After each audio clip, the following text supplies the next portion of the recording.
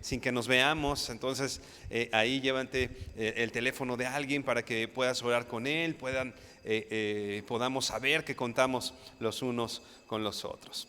Bueno, abre tu Biblia por favor en Nehemías capítulo 10.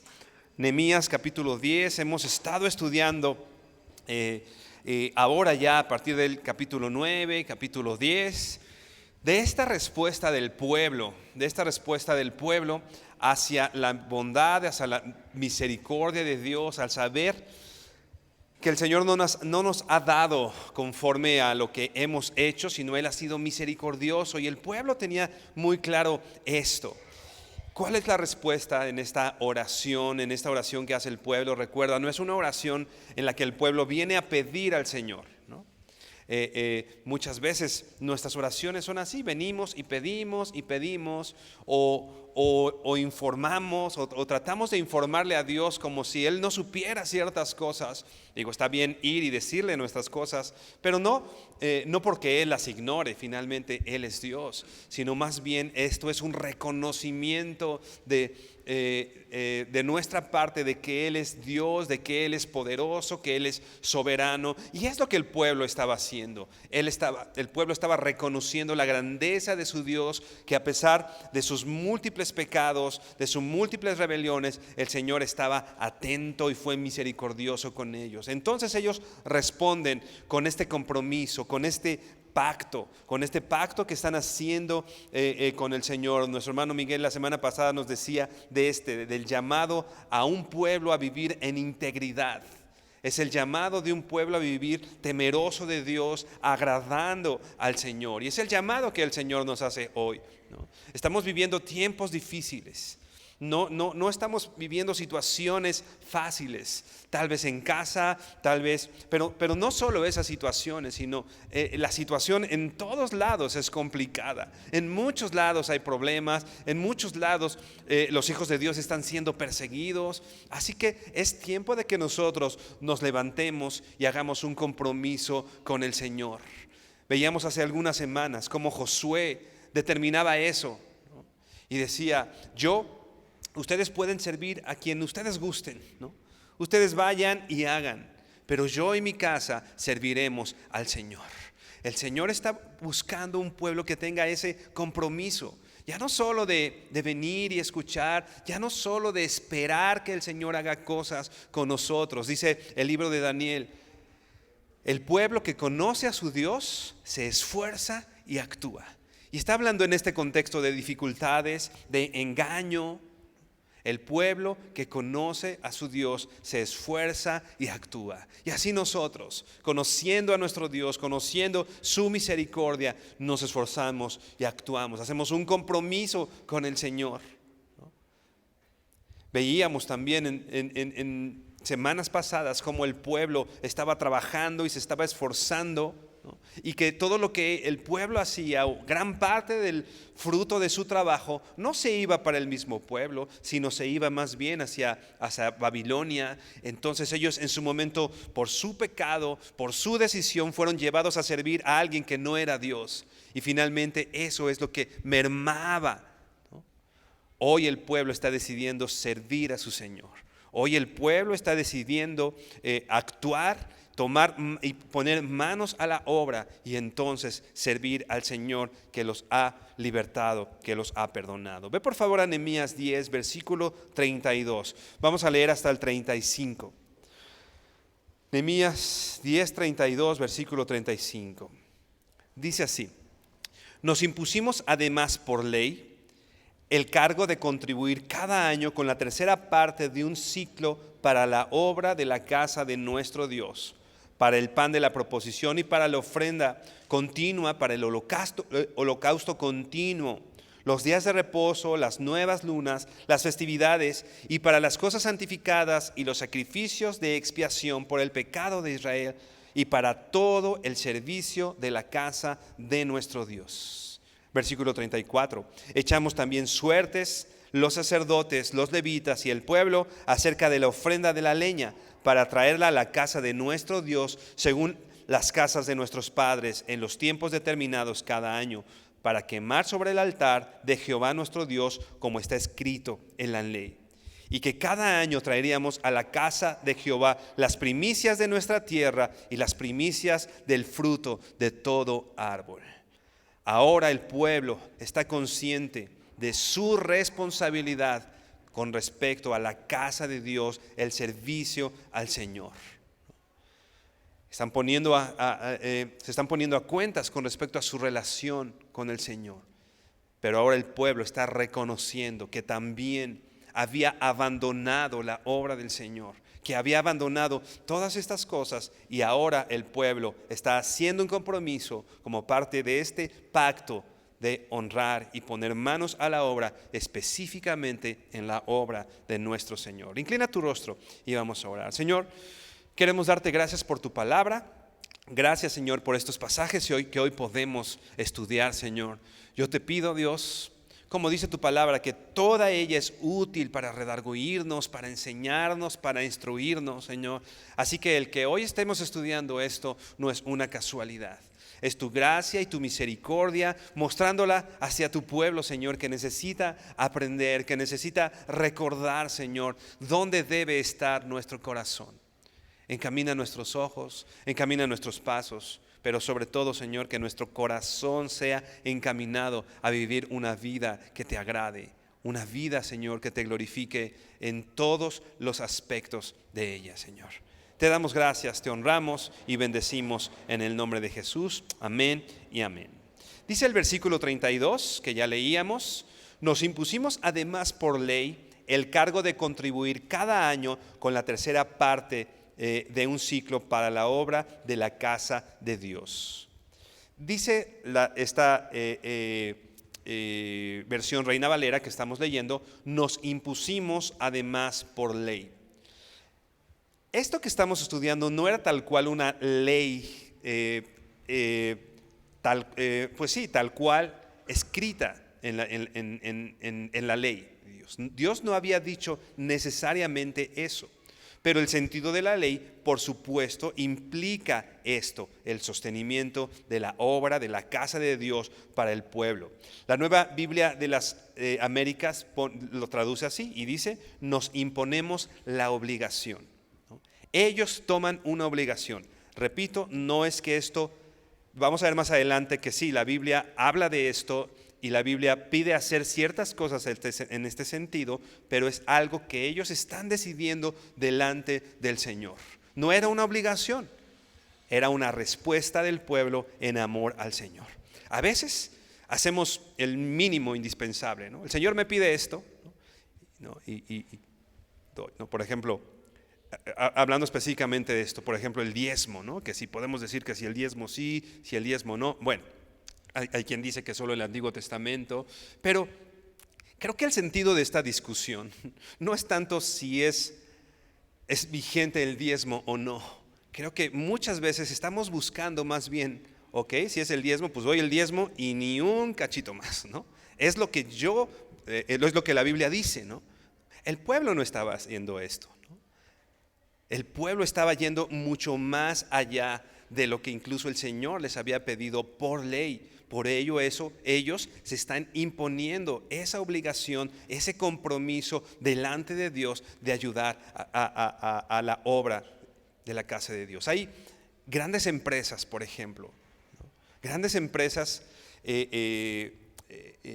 bueno, no diré los nombres, tal vez no sea necesario, ¿no? Pero grandes empresarios que por ejemplo, lo que hacen es vivir con el 10% de lo que ganan y todo lo demás lo dedican para la obra del Señor.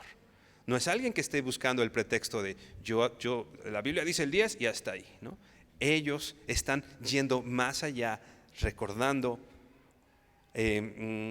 haciendo evidente que ellos están agradecidos con el Señor. Y es lo que el pueblo estaba haciendo en este momento. Ellos, algo que es importante recordar, habían recibido el apoyo del imperio persa para regresar a construir. Si tú te acuerdas, Nehemías 1 llega delante del rey Artajerjes, Nehemías, ¿no? Y le dice, ¿qué necesitas? Y el rey Artajerjes le da madera, le da todo lo necesario para que ellos puedan regresar y poder cumplir la obra de Dios, la construcción de las murallas del pueblo, etc. ¿no? El pueblo contribuía o estaba contribuyendo, pues sí, con su trabajo, con el esfuerzo. Era una decisión fuerte que hizo el pueblo, porque si tú recuerdas, muchos incluso no quisieron regresar a Jerusalén. Estaban cómodos en Babilonia y prefirieron quedarse en Babilonia a regresar a trabajar a la obra del Señor. Entonces ellos habían regresado, pero contribuían con su trabajo, contribuían con ciertas cosas, pero hoy se dan cuenta que ellos son responsables de esa obra. Si bien la obra se sostiene o se va a sostener de cualquier manera, porque Dios la va a hacer cumplir su obra. Esto se hizo cumplir no en primera instancia por el pueblo de Dios, sino por un rey gentil, un rey pagano. Dios usó a ese rey para dar la provisión. Si tú te acuerdas cuando sale el pueblo de Egipto, el pueblo de Israel, ¿no? Las 10 plagas, Moisés, y de pronto, si tú recuerdas, la gente egipcia les empezaron a dar oro y les empezaron a dar cosas, ¿no? Ok, váyanse, y les dieron cierta provisión para que ellos pudieran tener eso, provisión aún en el desierto, ¿no? Pero hoy el pueblo de Dios se está dando cuenta de que es una responsabilidad de nosotros suplir para la obra. Repito, el Señor va a suplir porque es su obra. A veces estamos temerosos, ¿no? Ay, ¿cómo va a seguir la obra del Señor? ¿Cómo? Y quizás los gastos.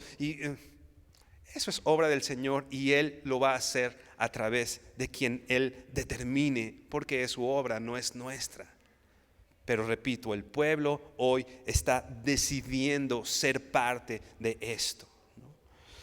Había algo importante en esta reconstrucción, o ya no la reconstrucción, sino ahora el mantenimiento de la obra de la casa de Dios.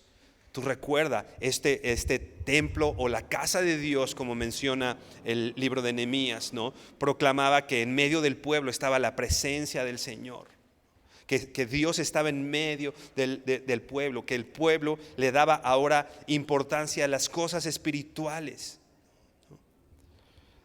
El pueblo tenía ahora ese compromiso de adoración al Señor, de servicio al Señor. Y al hacerlo de esta manera, proveyendo para la obra de Dios, declaraban de forma voluntaria su determinación de honrar a Dios. Repito, ahora ellos se reconocían y se sabían responsables de hacerse cargo de la obra de Dios, de la obra de la casa de Dios, y hacían un compromiso en ese sentido para sostener, repito, la adoración y todo lo que implicaba con respecto a Dios. Como yo te decía, ve por favor a Éxodo 30, versículo 11. La Biblia no decía explícitamente, o la ley no decía explícitamente, que ellos tenían que contribuir cada año con la tercera parte de un ciclo para la obra de la casa de Dios. No lo decía así tal cual. Bueno, vamos a leer Éxodo 30, te voy a leer la Nueva Traducción Viviente. Y dice así: entonces el Señor le dijo a Moisés: cada vez que hagas un censo del pueblo de Israel, cada hombre contado tendrá que pagar al Señor un rescate por sí mismo. Así ninguna plaga herirá a los israelitas cuando los cuentes. Dios le está diciendo a Moisés: cada vez que hagas un censo, como un impuesto, vamos a decir, ellos tenían que pagar, ¿no? dice el versículo 13, cada persona contada tendrá que dar una pequeña pieza de plata como ofrenda al Señor. Este pago es de medio ciclo, según el ciclo del santuario, que equivale a 20 geras. Es importante saber esto. La Biblia había determinado, o la ley había determinado, que cada que fuera censado el pueblo, ellos tenían que dar medio ciclo, una pequeña pieza de plata. Y en el libro de Nehemías nosotros vemos que ellos no solo se quedan dando la mitad, sino ellos se van a dar más y se lo imponen como una ley. Dice el versículo 14, todos los que hayan cumplido 20 años deben dar esta ofrenda sagrada al Señor. Cuando presenten esta ofrenda al Señor para purificar sus vidas y hacerse justos ante Él, el rico no dará más del monto establecido y el pobre no dará menos. Será algo general. Versículo 16, recibe el dinero del rescate de los israelitas y úsalo para cuidar el tabernáculo, para cuidar ese lugar que, decíamos, representaba la presencia del Señor. Esto hará que el Señor se acuerde de los israelitas y servirá para purificarles su vida. Si bien esto tal cual no estaba que cada año, sino era que cada censo se hiciera, ¿no? El pueblo reconoce lo que está implícito en la ley. Hay un deber del pueblo de proporcionar lo necesario para los sacerdotes, para el templo, para el tabernáculo, para la obra de Dios. Y como decíamos, si bien Dios había sustentado de forma milagrosa, ahora ellos sabían que era su deber. Ve ahora por favor a la tercera carta de Juan, tercera de Juan 1. Te voy a leer también la Nueva Traducción Viviente. El apóstol Juan le está escribiendo a un amado de él, a una persona que él estimaba, y le está diciendo de su fidelidad. Le está hablando de su fidelidad. Dice así: querido amigo, le eres fiel a Dios cada vez que te pones al servicio de los maestros itinerantes que pasan por ahí, aunque no los conozcas. Ayer era importante reconocer esto. Estos maestros itinerantes no era que necesariamente Juan o Gallo, que es a quien está dirigida esta carta, Gallo probablemente ni siquiera los conocía de manera personal, pero llegaban a su iglesia, ¿no? Llegaban a donde él estaba, y después de ser probados, porque él decía prueba, ¿no? Después que en efecto sabían que traían la palabra de Dios, entonces Gallo se ponía al servicio de estos maestros. Y dice aquí, le eres fiel a Dios. No le está diciendo, le eres fiel a los maestros, ¿no? Le está diciendo, muestras tu fidelidad a Dios cuando estos maestros vienen y tú te pones al servicio de ellos, que pasan por ahí aunque no los conozcas. ¿Te imaginas? Incluso maestros desconocidos. Dice versículo 6, ellos le han contado a la iglesia de aquí de tu cariñosa amistad. Estos maestros habían dado testimonio del comportamiento de Juan, y esto implica del comportamiento de Gallo, ¿no? Y esto, como dice Corintios, hacía que hubiera acciones de gracias al Señor. Sigue diciendo, te pido que sigas supliendo las necesidades de estos maestros tal como le agrada a Dios.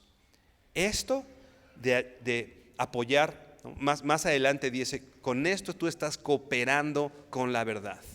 Con esto tú cooperas con la verdad. Esta actitud de cooperación con la verdad, esta actitud de cooperación con la predicación de la palabra del Señor, mostraba, como hemos leído, la fidelidad a Dios. Le soy fiel a Dios cuando yo le soy fiel a su obra. Como estos maestros, dice versículo 7, dice ahora, pues viajan en el servicio del Señor y no aceptan nada de los que no son creyentes. Por lo tanto, somos nosotros los que debemos apoyarlos y así ser colaboradores cuando enseñan la verdad. ¿Qué hacían esos maestros? Dice aquí, no aceptan nada de los que no son creyentes. Esta cuestión de dar, hermano, es un privilegio de los hijos de Dios. Estos maestros sabían que quizá, si está haciendo esta anotación, es que quizá muchas personas podían darles, ¿no? podían ayudarles para su trabajo, personas que no eran cristianos, que no eran hijos de Dios, pero ellos decían, yo no voy a recibir nada de los que no conocen al Señor, porque yo sé que esta ayuda debe venir de la iglesia, esta ayuda debe venir de aquellos a quien Dios ya ha llamado, ¿no? Por lo tanto, dice Juan, somos nosotros los que debemos apoyarlos y así ser colaboradores cuando enseñan la verdad, ¿no? Cooperamos con la verdad. Gallo tenía claro esto con estos maestros que incluso él no conocía, y Gallo estaba recibiendo el mensaje de parte de Juan de que ese es un privilegio tuyo, ese es un privilegio nuestro, ayudar con la verdad. A veces pensamos que los momentos espirituales en medio del culto dominical, ¿no? Es tal vez en la alabanza, cuando estoy levantando las manos, y por supuesto es un momento espiritual. En la predicación, cuando se está exponiendo lo que dice la Biblia. Pero a veces el momento de la ofrenda que damos, lo tomamos como el momento no espiritual, ¿no? Pero ¿sabes qué? Los asuntos espirituales abarcan la vida práctica en cada uno de nuestros sentidos, ¿no?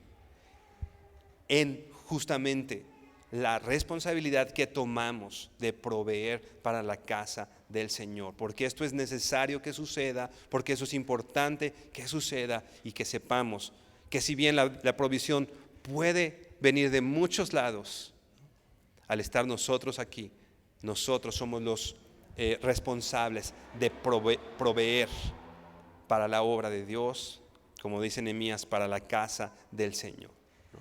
Es algo que nosotros podemos ver el ejemplo del pueblo de Dios en Nehemías 10, ¿no? Para hacernos también nosotros conscientes y responsables de las necesidades que hay en medio de la iglesia para llevar a cabo la obra del Evangelio. Ve por favor a la segunda carta a los Corintios 9. Segunda a los Corintios 9, te sigo leyendo la Nueva Traducción Viviente.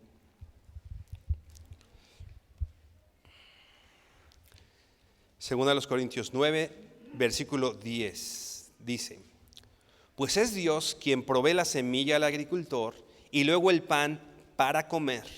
De la misma manera proveerá y aumentará los recursos de ustedes y luego producirá una gran cosecha de generosidad entre ustedes. Dios le da semilla a aquel que siembra, le da semilla al agricultor, y a través de esto le da para comer.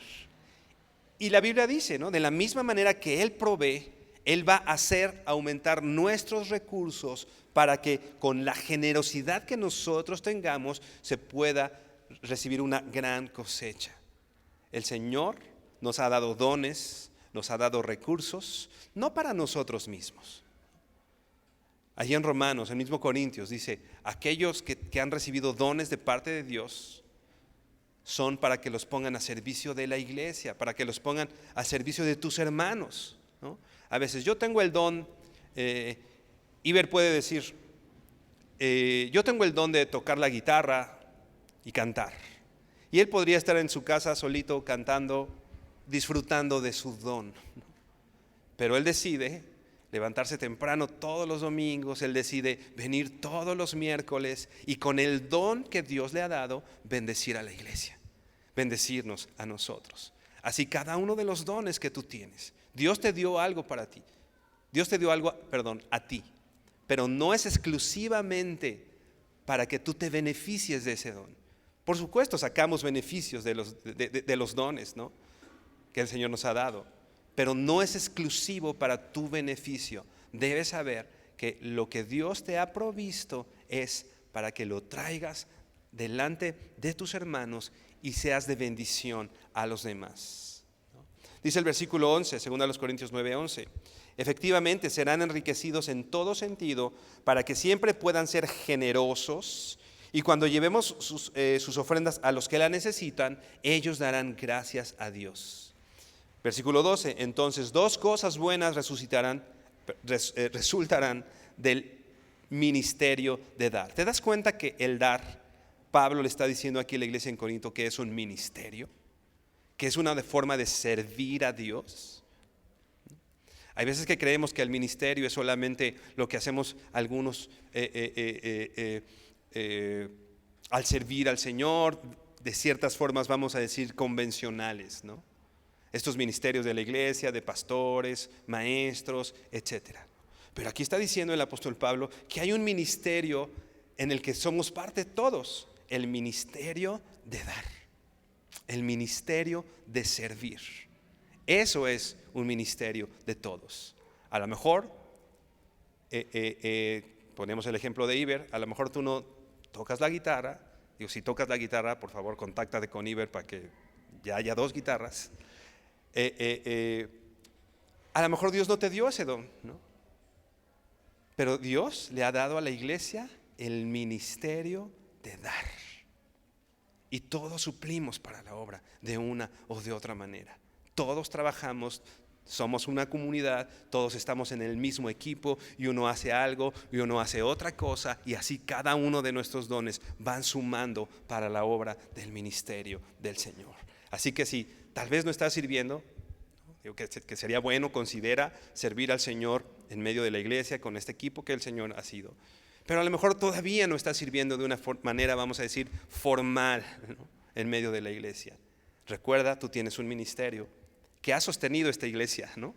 En medio de pandemias, en medio de una pandemia, tu ministerio de dar sostuvo la obra del Señor, ¿no? En medio de situaciones difíciles de nuestros hermanos, tu ministerio de dar ha sostenido a varias familias con la despensa que tú traes. Todos tenemos ese ministerio. Y te repito, hermano, tú has servido al Señor y has sostenido, has coadyuvado al sostenimiento de su obra a través del ministerio que has puesto en práctica. Gracias al Señor. Versículo 13. Como resultado del ministerio de ustedes, ¿no? Como resultado de tu ministerio, ellos darán gloria a Dios, pues la generosidad de ustedes, tanto hacia ellos como a todos los creyentes, demostrará que son obedientes a la buena noticia de Cristo. Hay un resultado, se da gloria a Dios. Estos hermanos en Corinto querían o habían tenido la intención y no lo habían llevado tanto a cabo, ¿no? De poder bendecir a aquellos que los habían bendecido con los bienes espirituales, ¿no? Y había gente padeciendo necesidad de los que les habían predicado la palabra del Señor, ¿no? 2 cosas pasan. Estos hermanos que son bendecidos, que son edificados por el ministerio de dar, dan gloria a Dios, dan gloria al Señor. Dios es glorificado cuando tú pones en práctica el ministerio de dar. Dios es glorificado. No solamente pienses que estás haciendo un bien a la iglesia o estás haciendo un bien para que podamos tener este salón disponible los domingos, ¿no? No solo esto, se está dando gloria a Dios cuando ponemos en práctica nuestro ministerio de dar, ¿no? Pues la generosidad de ustedes tanto hacia ellos como a todos los creyentes demostrará. 2 cosas pasan, se da gloria a Dios y se demuestra que eres obediente a la buena noticia de Cristo. El ministerio de dar hace evidente que eres obediente al Evangelio.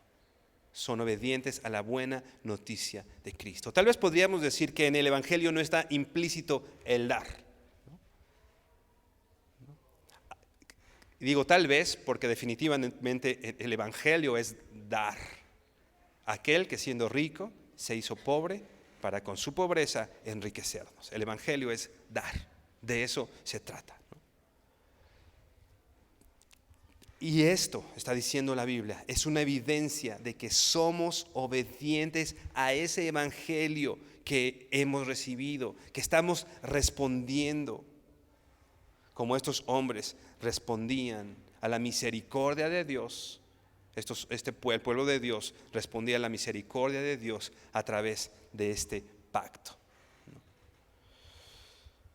Había dos partes importantes o centrales, ¿no?, del ministerio de dar en ese entonces, o lo que se suplía, en medio de esto, ¿no? Como decíamos ya, es ver que el nombre del Señor sea exaltado, se da gloria a Dios. Era el lugar donde se honraba al Señor, se bendecía al Señor, ¿no? Había que suplir todo aquello que pasaba adentro del templo. Es importante considerar dos cosas. Hay veces que nosotros damos a los pobres, ¿no?, o a los hospitales, o damos una ayuda mutua. Eso es importante hacerlo. La Biblia dice que lo hagamos, ¿no? Que si vemos a nuestro hermano padecer necesidad y no lo ayudamos, ¿no?, el Señor dice que hagamos eso, ¿no? O sea, sí dale a los huérfanos, sí da, a través del granero abundante procuramos que particularmente las viudas tengan la provisión mayor que nosotros como iglesia podamos darle. Y digo nosotros como iglesia, me refiero a todos nosotros, ¿no? No solo a nuestros hermanos que están en el granero, ¿no? Es bien suplir esas necesidades. Si yo veo una necesidad en la calle, está bien suplirla. Eso es una herramienta tal vez para llevar el evangelio de Cristo. Muchos ministerios hacen eso, ¿no?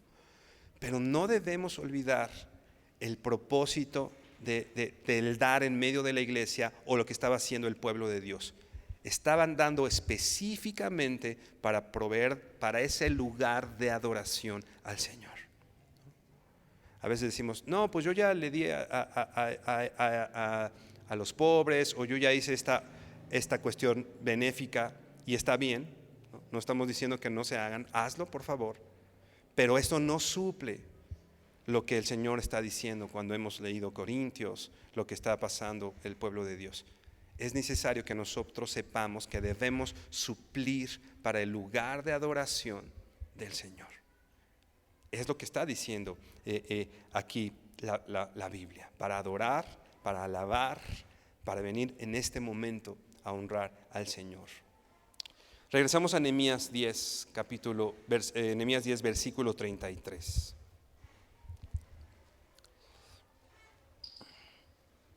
Dice así, Nehemías 10:33.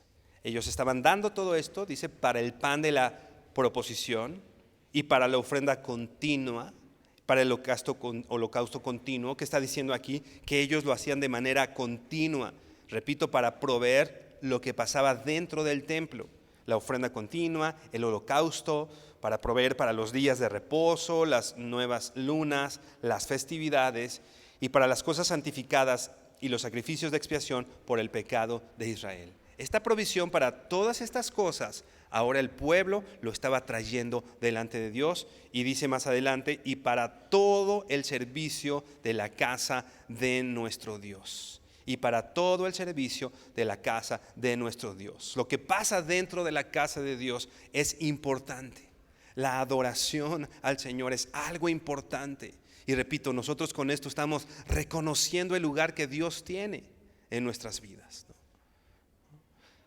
Muchas veces venimos delante del Señor y tenemos un Dios que es bueno con nosotros. Y el Señor dice, no tienes porque no pides, ¿no? O sea, está diciendo, pide, ¿no?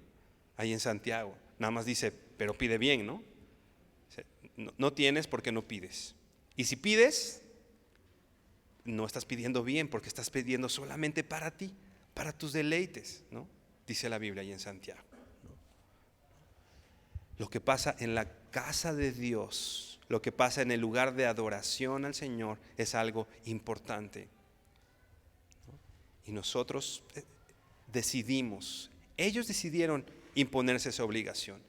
Es algo, por supuesto, hermano, que nadie te tiene que obligar ni coaccionar para que des, ¿no? Nadie se tiene que hacer manita de puerco, y nadie tiene que coaccionar, ¿no? O si aquí los que dan tantos billetes, aquí los... No, por supuesto que eso no es bíblico. Eso es algo que el pueblo hizo de manera voluntaria, no con tristeza, no por necesidad, porque Dios ama al dador alegre, ¿no? al dador alegre, ¿no?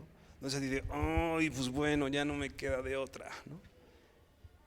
Al dador que tiene su convicción, decía David, ¿no? Porque yo tengo mi afecto en la obra de Dios. Yo tengo mi afecto, mi corazón está comprometido con la obra de mi Dios. Así que yo traigo oro, plata, piedras preciosas de mi tesoro personal para que este lugar de adoración pueda ser cumplido y pueda ser mantenido, ¿no? Para todo el servicio de la casa de nuestro Dios. Versículo 34, Nehemías 10. Echamos también suertes los sacerdotes, los levitas y el pueblo acerca de la ofrenda de la leña para traerla a la casa de nuestro Dios, según las casas de nuestros padres, en los tiempos determinados cada año, para quemar sobre el altar de Jehová nuestro Dios, como está escrito en la ley. Versículo 35. Y cada año traíamos a la casa de Jehová las primicias de nuestra tierra y las primicias del fruto de todo árbol. Como decíamos, era algo continuo. Cada año ellos traían algo importante. No solo que un día se sintieron emocionados, ¿no? Ok, hoy voy a dar y hoy doy, ¿no? Sino ellos tomaron ese compromiso constante, continuo del mantenimiento del templo y de lo que pasaba dentro. Cada año traían a la casa de Jehová las primicias. Ahorita hablaremos un poco con respecto a las primicias. Ve por favor a Proverbios 3. Proverbios 3, vamos a leer desde el versículo 5 al versículo 10. Proverbios 3, versículo 5 dice así: Fíate de Jehová de todo tu corazón y no te apoyes en tu propia prudencia. Esta palabra fiar, fíate del Señor, está hablando de poner toda tu confianza, está hablando de rendición. Era una palabra que incluso se ocupaba cuando un pueblo era conquistado por otro pueblo y el pueblo conquistado se ponía al servicio del conquistador, ¿no? Literalmente se tiraban al suelo, se agachaban y decían, pues todos, te voy a servir, te pertenezco, ¿no? Fíate de Jehová, y luego dice, de todo tu corazón, ¿no? De todo tu corazón, y no te apoyes en tu propia prudencia. Muchas veces en estos aspectos nos apoyamos en nuestra propia prudencia, ¿no? Ay, ahórrale por acá, no le ahorras aquí. Y somos prudentes, y está bien, ¿no? Está bien cuidar lo que el Señor nos ha dado, ¿no? Pero no te apoyes en tu propia prudencia, ¿no? En los proverbios también dice, ¿no? Ve a la hormiga, ¿no? O perezoso, que como durante el verano junta, trabaja y ahorra, ¿no? Para tener alimento para el invierno, ¿no? Está hablando de ahorro, ¿no? Sí está hablando de ser prudentes en este sentido, pero de algo que no se apoya en nuestra propia prudencia, sino se apoya en la prudencia o en lo que el Señor ha dicho. Versículo 6, reconócelo en todos tus caminos y Él enderezará tus veredas. Es un camino tal vez también al que a veces nos cuesta trabajo reconocer al Señor, ¿no? Lo podemos reconocer en muchas otras áreas, y sí, Señor, en esto vamos a hacerle como tú digas, pero a veces cuando nos hablan del área financiera, ay Señor, ahí sí me cuesta un poquito más de trabajo, ¿no? Y no reconocemos a Dios en todos nuestros caminos. Y dice aquí, y Él enderezará tus veredas. Él enderezará tus veredas.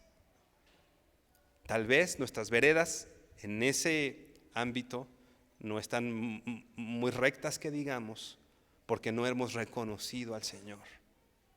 Porque la promesa del Señor es que si lo reconoces en tu camino, el Señor va a enderezar tu vereda, ¿no? No seas sabio en tu propia opinión, versículo 7, teme a Jehová y apártate del mal, porque será medicina a tu cuerpo y refrigerio para tus huesos. Versículo 9, honra a Jehová. Una forma práctica de mostrar mi fidelidad y que yo me fío de Jehová con todo mi corazón está en el versículo 9. Honra a Jehová, dice aquí, con tus bienes. Está diciendo con los bienes. No es algo que estemos sacando de una idea, de un libro. La Biblia dice, honra a Jehová con tus bienes, y no solo con tus bienes, dice, y con las primicias de todos tus frutos. Y serán llenos tus graneros con abundancia, y tus lagares rebosarán de mosto. A veces decíamos, nuestras veredas en este sentido están medio chuecas, ¿no? Tenemos muchos problemas en el aspecto económico, ¿no? Consideremos lo que dice la Biblia. Estás honrando a Jehová con tus bienes, ¿no? Y es algo de las primeras cosas que tenemos que hacer, ¿no? Muchas veces recibimos algo, nuestro sueldo, lo que sea, y organizamos bien, ¿no? Sí alcanza para el Señor, ¿no? Este no es el concepto o la idea de primicias. Dice, con las primicias de todos tus frutos. Otras versiones en esta palabra primicias hablan de los primeros frutos o los principales frutos. Era algo que igual desde el Éxodo levítico, el pueblo hacía y ofrecían al Señor estas primicias, ¿no? Que eran los primogénitos de sus hijos, los primeros frutos de sus cosechas, ¿no? Los primeros animales que ellos tenían, ¿no? Que generalmente esto implica no solo que eran los primeros, sino que la palabra primicias implica que eran, repito, no solo los primeros, sino los mejores. Los mejores los traían delante del Señor. E incluso con quizá el riesgo, ¿no? A lo mejor tenía una vaca y la primicia salió un becerro bien gordo, ¿no? Pero pues quizá el segundo ya no lo estaba tanto, ¿no? Pero el pueblo traía delante del Señor los primeros frutos. Repito, no solo los primeros en tiempo, que también. Los primeros en tiempo habla de que primero te estoy considerando a ti, Señor. No me estoy considerando a mí. Tú eres el primer lugar. Repito, los primeros frutos, y no solo los primeros frutos, sino también los mejores. Los mejores frutos los traían delante del Señor, ¿no? Estas personas, el pueblo de Dios, sabía que estaban llamados, como veíamos en Corintios, tenían un ministerio, estaban siendo llamados a dar una contribución en sacrificio delante del Señor, y cada año entonces ellos traían sus primicias, los primeros frutos de todo árbol, de los animales, los frutos, etc. Y con esto ellos daban testimonio de varias cosas, de por lo menos 3 cosas importantes. Repito, este pacto, ya lo hemos mencionado aquí, no solo era un testimonio hacia Dios, que por supuesto lo era, pero hacer este pacto público era un testimonio que se hacía hacia los demás, hacia los otros pueblos, entre nosotros. Yo tenía testigos, ¿no? Poníamos el ejemplo de una boda, ¿no? Para casarse 2 personas necesitan llevar testigos, ¿no? Gente que te recuerde hoy, pues tú te casaste y prometiste serle fiel a tu esposa hasta que la muerte te separe. Para eso son los testigos. Si un día se te olvida, háblale a tu testigo. ¿Tú viste que me casaste? ¿Que me casé? Sí, ¿no? Y te casaste para esto, ¿no? Para ser fiel, ¿no? Esto es lo que estaban haciendo. Delante de testigos, ellos declaraban estas cosas importantes, daban testimonio. ¿Qué cosas decíamos? 3 cosas importantes en esto. Ellos estaban reconociendo que el Señor era el dador de todas las cosas buenas. El reconocimiento que Dios era el dador de todas las cosas buenas. Y también David lo decía cuando dice, que leíamos ahí en 1 Crónicas 29, ¿no? que recordábamos hoy. Cuando David decía que tenía su afecto en la casa de Dios, ¿no? Él le decía y oraba al Señor y decía: Señor, ¿quiénes somos nosotros para darte lo que tú nos diste a nosotros, ¿no? Y no solo me lo diste, aunque tú me lo diste, Señor, decía David, te sigue perteneciendo. Somos administradores de la multiforme gracia de Dios, administradores. El Señor nos dio y te dio una familia, te dio dones, te dio recursos, te dio un trabajo como administrador, como administradores solamente. El Señor es el que nos dio todas las cosas, ¿no? A veces decimos, ya pudiste comprarte esto. Pues sí, pues mi trabajo me costó, ¿no? Bueno, sí, la Biblia habla de esfuerzo y que trabajes, ¿no? Y que el que no trabaje, que no coma. Pero para los hijos de Dios sabemos que lo que hemos recibido ha venido de parte de Dios. Porque tú podrías estar haciendo el mismo esfuerzo sin recibir nada a cambio. El Señor es el dador de todas las cosas. Segundo, a Él todo le pertenece, lo que decíamos de David. No solo reconocía, Señor, viene de tu mano, pero no solo viene de tu mano, te pertenece, ¿no? Señor, lo que yo tengo, mi familia, el lugar en el que vivo, mi teléfono celular, Señor, es tuyo, es tuyo. Le decían, no recuerdo bien el nombre de, creo que ya había puesto ese ejemplo y sigo sin recordar el nombre de un gran predicador al cual le anunciaron que su casa estaba en llamas, ¿no? Y que su casa se estaba destruyendo. Tu casa está destruyendo. Y él así, ¿pero qué? ¿No te preocupa? No, pues es de Dios, ¿no? Y si Él permite que se consuma, pues es su casa, Él sabrá qué hace con sus cosas, ¿no? Lo que tenemos le pertenece a Dios. David también decía, ¿quiénes somos nosotros para ofrecer de manera voluntaria esta ofrenda? O sea, Señor, viene de ti, te pertenece, y todavía me das el chance de que de manera voluntaria yo lo traiga delante de ti, siendo que el Señor podría tomarlo en cualquier momento porque le pertenece. El Señor puede tomar lo que quiera de nosotros porque es Dios, porque Él nos lo dio y a Él le pertenece. Pero el Señor te da el privilegio de que, a ver, mijitos, ¿qué me quieres dar?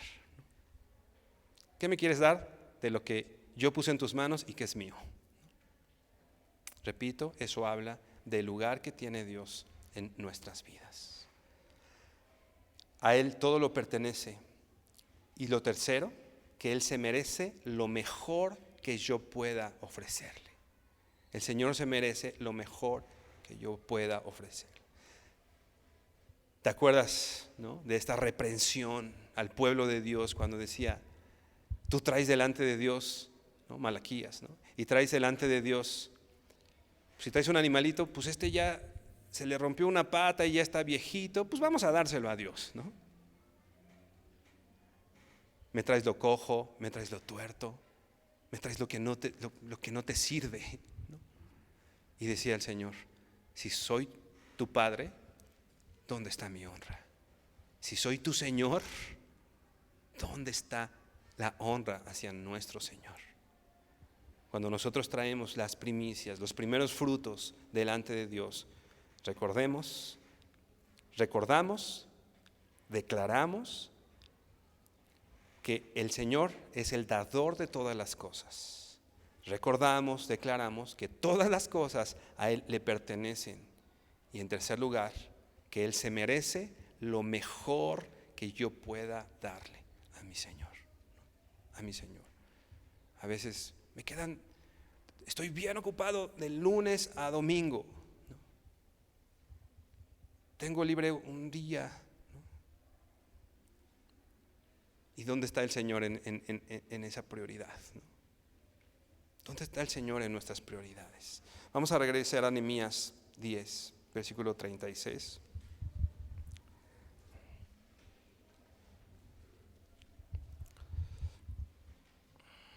Dice, asimismo los primogénitos de nuestros hijos y de nuestros ganados, lo que decía de las primicias, como está escrito en la ley, y que traeríamos los primogénitos de nuestras vacas y de nuestras ovejas a la casa de nuestro Dios, a los sacerdotes que ministran en la casa de vuestro Dios, que traeríamos también las primicias de nuestras masas y de nuestras ofrendas y del fruto de todo árbol y del vino y del aceite para los sacerdotes a las cámaras de la casa de nuestro Dios, y el diezmo de nuestra tierra para los levitas, y que los levitas recibirán las décimas de nuestras labores en todas las ciudades. La Biblia dice que aquellos que servían en el templo, los levitas, no tenían una heredad. Todo su tiempo lo pasaban sirviendo al Señor. Entonces no tenían la oportunidad de los demás de labrar tierras, de trabajar, ¿no? Porque ellos labraban tierra y cosechando ese fruto, pues bueno, tenían algo que comer, ¿no? Entonces la gente que trabajaba en el templo debía recibir del pueblo de Dios, ¿no? No tenían heredad, no podían heredar, no tenían nada. Entonces el pueblo tenía que cubrir las necesidades, repito, del templo, de los sacerdotes, de los levitas que estaban dentro de eso, ¿no? Versículo 38. Y que estaría el sacerdote hijo de Aarón con los levitas, cuando los levitas recibiesen el diezmo, y que los levitas llevarían el diezmo del diezmo a la casa de nuestro Dios, a las cámaras de la casa del tesoro. Versículo 39. Porque a las cámaras del tesoro han de llevar los hijos de Israel y los hijos de Leví la ofrenda de grano, de vino y del aceite, y allí estarán los utensilios del santuario y los sacerdotes que ministran, los porteros y los cantores, y no abandonaremos la casa de nuestro Dios. Esto último, y no abandonaremos la casa de nuestro Dios. La casa de Dios había sufrido en muchos tiempos, en muchas etapas de la historia, el abandono. Si tú te acuerdas en Ageo 1, ¿no? El pueblo de Dios va regresando a reconstruir el templo y van todos, sí, pues vamos a reconstruir el templo, vamos a hacerlo. Mira esta chica guapa, pues me voy a casar y voy a poner una casa, y ahora esta casa necesita esto, necesita. ¿Y el templo de Dios? ¿Tiene Dios un problema en que te cases y que tengas una casa? Por supuesto que no. El problema que tiene Dios, o que tuvo el Dios con ese pueblo, es que la prioridad era regresar a reconstruir el templo.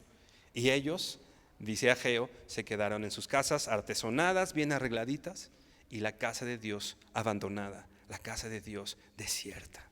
Dios no tiene problema con que proveas para tener tu casa o ciertas cosas que quieres. Dios no tiene problema con eso.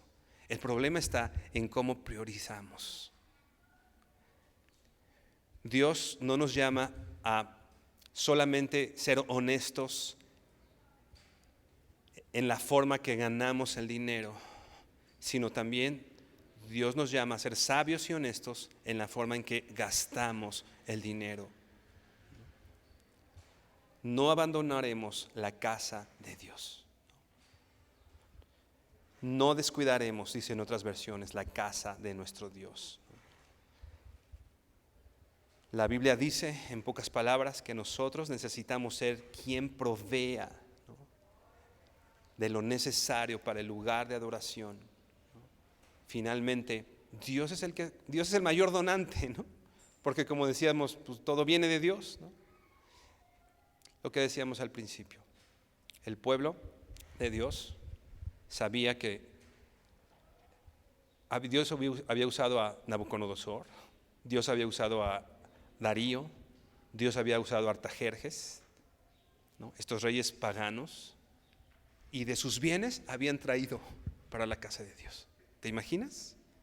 Los paganos dando, y el pueblo de Dios, no, qué difícil el trabajo en Jerusalén, pues mejor me quedo aquí, porque aquí ya tengo una casita, ya tengo mis mascotas, y eso de ir a trabajar a Jerusalén, ¿te imaginas? ¿No es incongruente que aquellos que no conocen a Dios hayan hecho todo lo necesario para la reconstrucción del templo y de las murallas y de la ciudad, ¿no?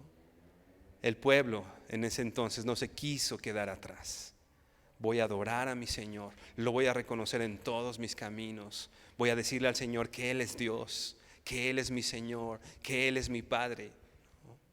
Porque a veces esas palabras se oyen bonitas cuando, Señor, eres mi Padre, sí, y como Padre, dame. Y pues sí, el Padre provee, definitivamente, es la función de un Padre, el Señor nos da. pero recordando lo que dice Malaquías, ok, yo como padre te proveo, pero como padre también te digo, si soy tu padre, ¿dónde está la honra hacia nuestro padre? Esta palabra honra habla definitivamente de darle el valor, de darle el valor a las cosas, a Dios en este caso.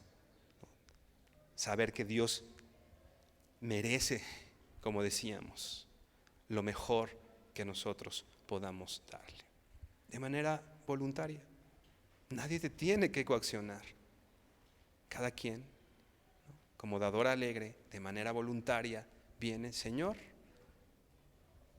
me diste provisión esta semana de esta forma, no me quedé sin comer. Señor, tú voluntariamente, Señor, toma lo que te pertenece. Nadie en la iglesia te tiene que decir, tienes que dar tanto, o tienes que... No. Dios nos libre de hacer semejante barbaridad. El Señor es el que pone en tu corazón el querer como el hacer de acuerdo a su voluntad. Oigamos a nuestro Señor. Inclina tu rostro y vamos a orar juntos. Señor, sabemos hoy que el pueblo te reconocía en todos sus caminos, Señor, en todas aquellas áreas espirituales, de adoración y de trabajo, Señor. Pero hoy también nosotros vemos que el pueblo te reconoció también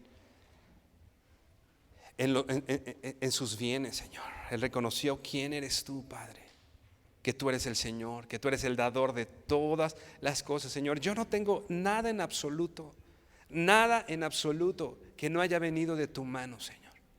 La ropa que he visto, el medio de transporte en el que viajo, la casa en la que vivo, Señor, todo eso ha venido de tu mano. No es por mis fuerzas, no es por mi esfuerzo, por mi mucho trabajo, es porque tú eres bueno, Señor. Pero hoy sé, Señor, también que esas cosas te pertenecen, Señor, que son tuyas y que tú puedas tomarlas, Señor, en el momento que tú decidas hacerlo así, Señor, porque son tuyas. Mi familia, mis bienes, mi salud, mi tiempo, te pertenecen, Señor. Y puedes tomarlos, Señor, porque son tuyos, Señor. Pero, Señor, mientras me des el privilegio de poder darlos de manera voluntaria, los quiero traer. Quiero traer mis dones, quiero traer mis bienes, quiero traer mi tiempo, quiero traer mi salud, Señor, a tus pies, Señor, porque tú eres digno, porque tú me salvaste, porque mostraste misericordia, porque eres santo, Señor, porque eres justo, porque eres bueno, Señor, y porque no queremos, Señor, más bien replanteando, Señor, porque tu palabra va a ser predicada aún por las rocas, ¿no? Más bien, Señor, queremos ser parte de la predicación de tu palabra. Queremos cooperar con la verdad, Señor. Si no lo hacemos nosotros, eso no es algo que vaya a dejar de pasar, Señor, porque eso es tu obra, Dios. Pero nosotros, por cuanto tenemos nuestro corazón en tu obra, Señor, traemos, Señor, de lo que tú nos has dado delante de tus pies para honrarte y glorificarte, Dios. Te bendecimos, Señor, porque eres bueno, y te honramos y te damos gracias en el nombre de Jesús. Amén y amén.